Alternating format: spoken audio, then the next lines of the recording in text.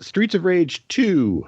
It was developed by Ancient. It was published by Sega for the Sega Mega Drive, Sega Genesis. Earliest known release date and territory is December 20th, 1992 in North America. It was the North American version was released before Bare Knuckle 2. Apparently the Japanese version came in like January 93 for some reason. Which is odd because I think the carts both contain like both versions of the games, right? And it's whatever model Genesis you have is what determines what you see. It's the same as Revenge of Shinobi. I mean, I haven't looked at the other games, but maybe the Japanese Christmas period was kind of had different other games on it, so they delayed it.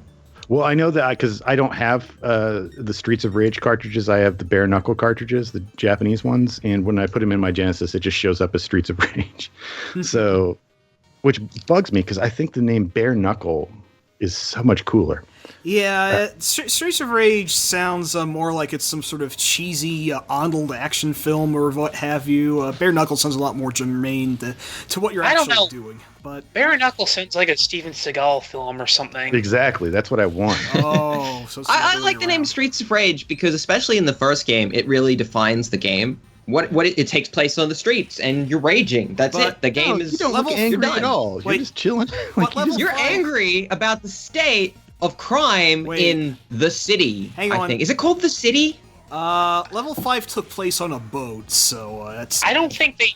To respond to Cal, I don't think they ever named the city, if I recall correctly.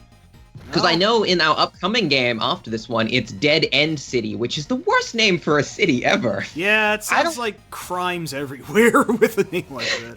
But okay, so Streets of Rage 2, we haven't done Streets of Rage 1, so this is the follow-up to a game we haven't sort of looked at, but it is, I guess this is kind of Sega's response to Final Fight in a lot of ways. You know, they did Golden Axe, they did a bunch of other beat-em-ups, and then Final Fight came out, and I guess Sega sort of scrambled and went, this game's good, this game's hot, people like it, let's make a game that's pretty similar, like another punching people in streets and situations and collecting items and beating them up with items.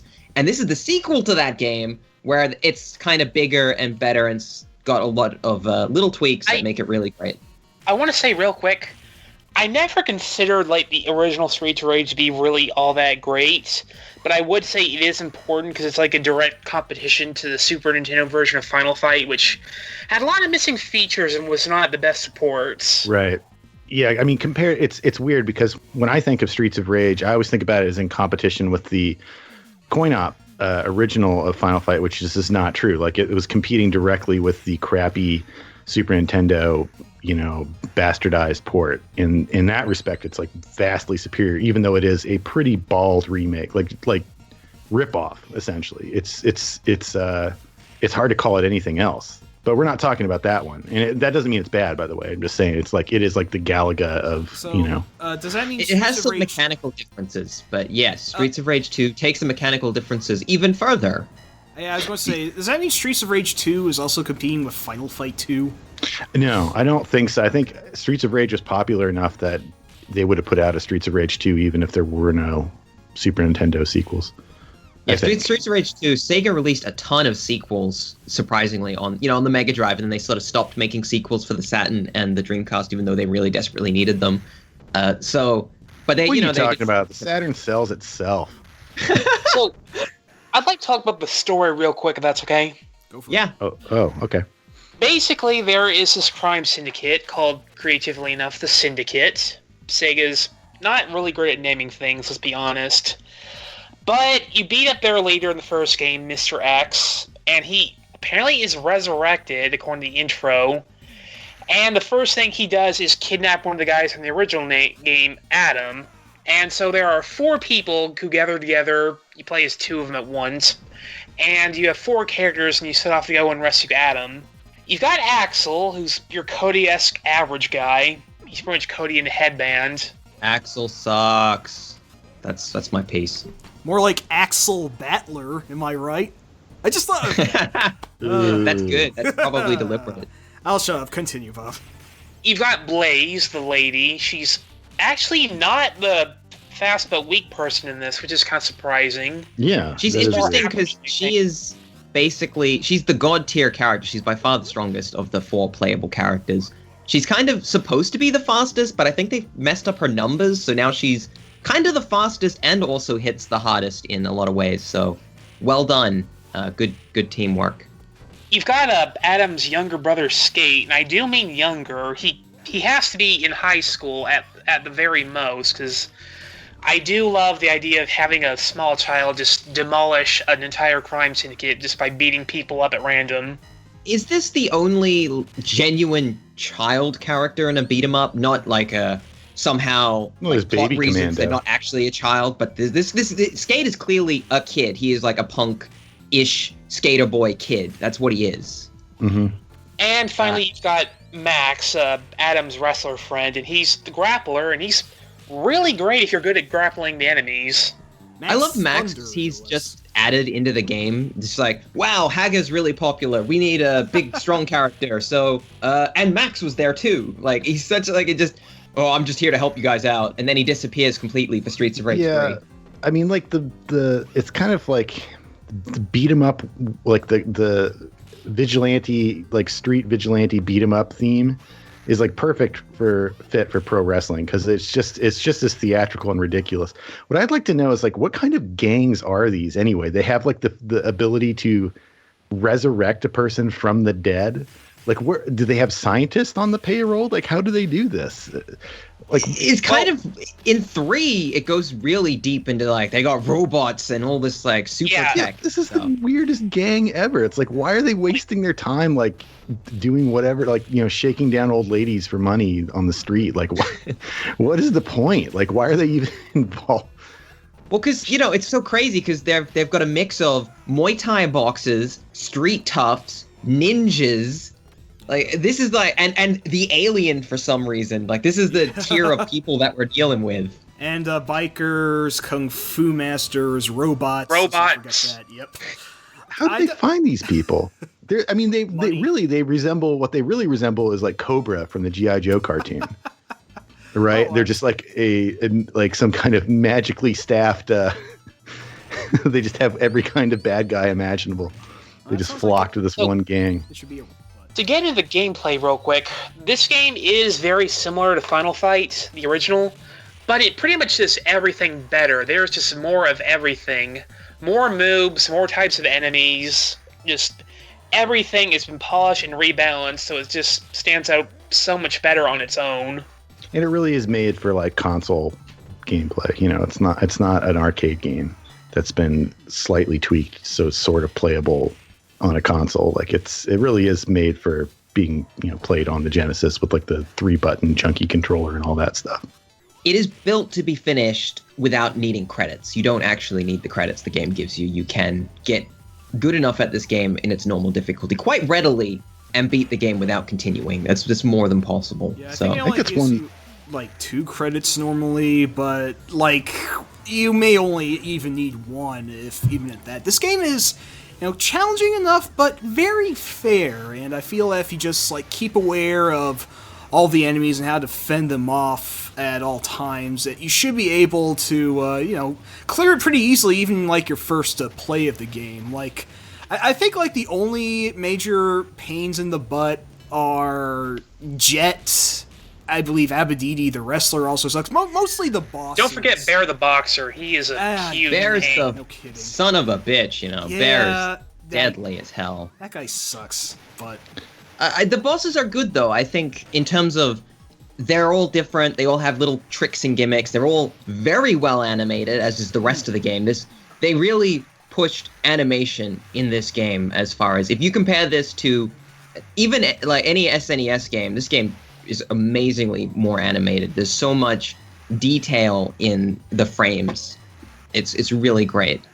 I mean, not only the graphics, but the sound design too, which goes without saying is one of, if not the best soundtrack composed on the Genesis. It's up there, definitely. Mm-hmm. Izo Koshiro is a rad video game composer, and the Streets of Rage trilogy is often thought of as kind of his magnum opus. It's one of the very few game soundtracks that my brother actually likes on the Genesis. He normally finds the Gen sound grating, but this is an exception. It's very emblematic of 90s music, sounding a bit all hip-hop. It's very house. Yes. Kind of very...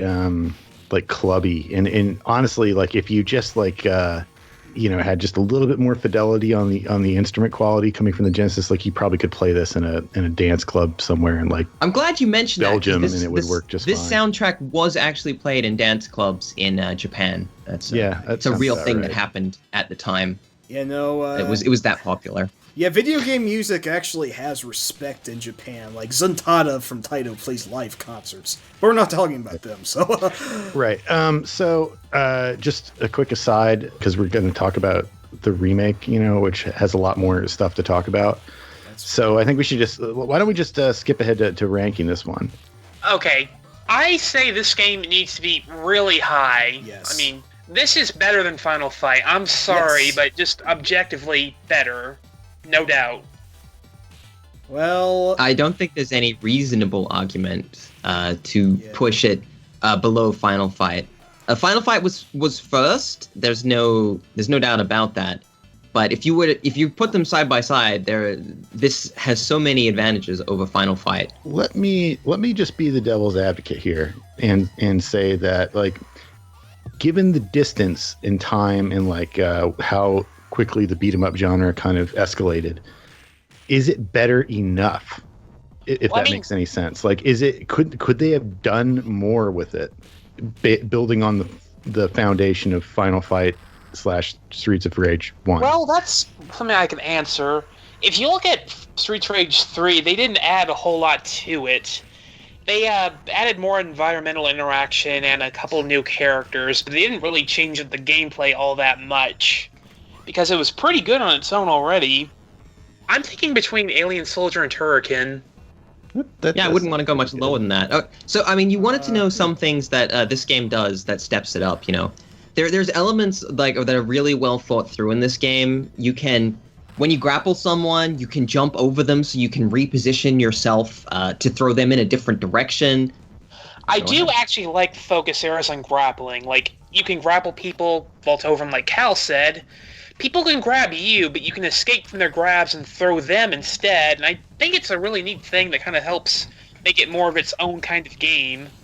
And another thing it does is, for desperation moves, pretty much every beat-em-up got really lame with desperation moves. It's like a spinning crowd clear or something. In this game, you have a crowd clear-ish type one, but everyone has an alternate one. If you tap forward and desperation, they'll do a running tackle, or they'll do like a spiral kick.